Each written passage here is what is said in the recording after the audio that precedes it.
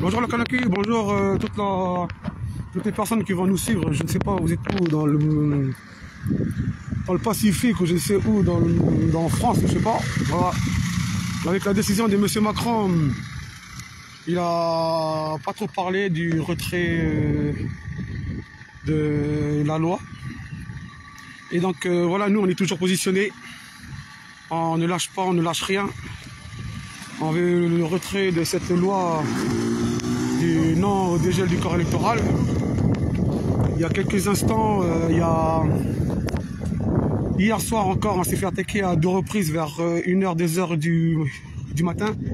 Ils veulent absolument que nos barrages soient levés et ensuite ils pourront discuter. Du coup, voilà, apparemment il y en a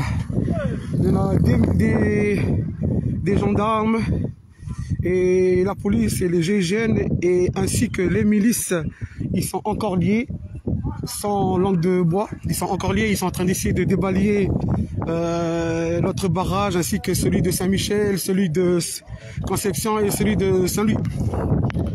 Mais comme on se dit que, voilà, la Kanaki il est toujours en marche, hein.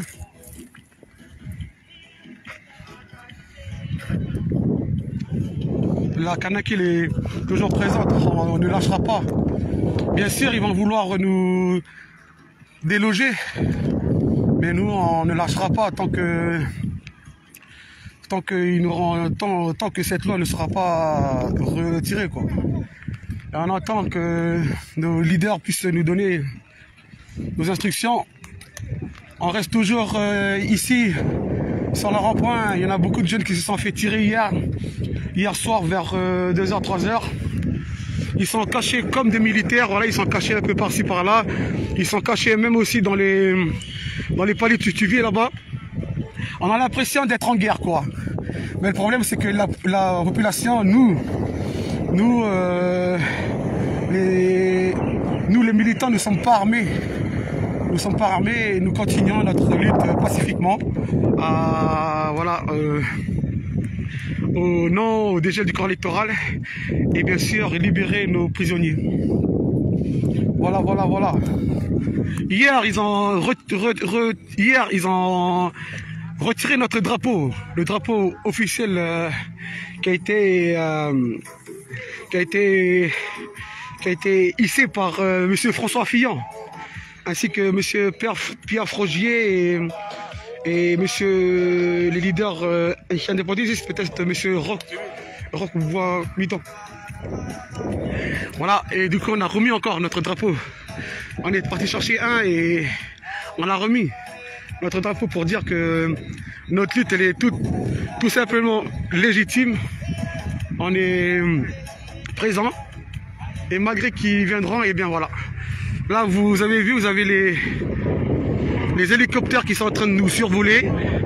Ils sont là, ils sont en train de regarder comment ils vont opérer pour nous déloger de là.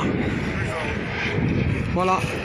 Et bien, si ils essaieront de venir nous voir, et bien nous on est toujours pacifique. Nous, en aucun cas on cherchera l'affrontement avec les forces de l'ordre, mais qu'ils soient bien conscients qu'on reste positionné sur nos convictions, c'est-à-dire le non au dégel du corps électoral. On avait cru que les voisins aussi sont avec nous. Bon voilà, c'est la démocratie qui l'emporte, hein. Ils ont le droit de choisir de ce qu'ils veulent faire, de leur vie, des partis qu'ils veulent prendre. Et voilà, on est toujours dans le même objectif. Non au dégel du corps électoral. Monsieur le président de l'État français est venu hier pour pas grand chose franchement. Un état de lieu. Et puis voilà, c'est tout. Les gens sont toujours en train de passer ici pacifiquement. On est toujours positionné pour cela. En fait, j'avais voulu faire un live, c'est parce que juste à l'instant, il y avait une voiture de raid qui était là. Ils étaient venus avec une voiture, ils se sont positionnés juste derrière le camion que vous voyez là. Ils se sont cachés et ils sont sortis avec leurs flingots et je sais pas ce qu'ils étaient venus faire. Ils croient qu'ils vont nous intimider. Mais ils nous intimident pas, puisque nous, on est toujours pacifiques et on est toujours sous le nom au dégel du corps électoral. C'est tout. Franchement, les forces de l'ordre, ils peuvent faire leur travail. Nous savons aussi qu'ils prennent les ordres des plus hauts gradés. Mais qu'ils comprennent bien, c'est que nous ne sommes pas armés et nous restons toujours positionnés encore sur nos propres convictions, c'est-à-dire non au dégel du corps électoral. Voilà. Ok. Voilà. Merci beaucoup. On se revoit. On se rappelle encore tout à l'heure. Oui. Enfin, c'est quoi, dis un peu. Je suis venu parler à les gendarmes. Oui. On a dit, hey, mais ils ont garé là devant moi, ils ont fait pour tirer. Et nous, on fait la lutte pacifique, on a laissé les voitures. C'est vous qui avez tiré sur nous. On n'a pas tiré sur vous, c'est vous qui avez tiré sur nous. Le mec l'a fait ça carrément. Ok. J'étais devant eux. Ils ont fait pour sortir les armes là, juste devant le fourgon blanc là-bas. Ouais. Faut dire que nous, on a fait la lutte, c'est eux qui tirent sur nous. Voilà. Nous, on n'a pas d'armes, on n'a pas d'armes. Vous voyez bien, nous, on n'a pas d'armes ici vient. On fait passer les voitures. On fait passer les voitures. On n'a pas d'armes ici. On reste toujours sur nos convictions.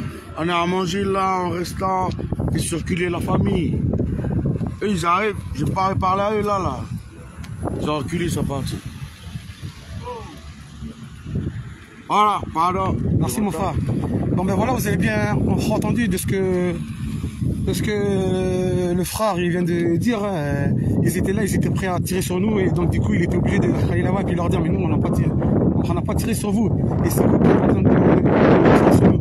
Et donc du coup il a fait un pouce de la main comme ça et il est reparti. Donc je pense vraiment qu'il y a vraiment une erreur de communication. Sur le terrain, les règles sont très claires. On n'est pas là pour tirer sur les forces de l'ordre ou pour faire quoi que ce soit. On est pacifiquement, mais il reste toujours positionné sur nos convictions, non au dégel du corps électoral. Mais nous n'avons pas d'armes. Vous avez la preuve, une voiture de raid qui est venue pour nous tirer dessus. Un de mes frangins sont partis qui leur parlait et du coup ils sont repartis parce qu'ils ont compris qu'il y a beaucoup de mensonges qui sont en train de se passer. Il y a beaucoup de mensonges qui sont en train de dire que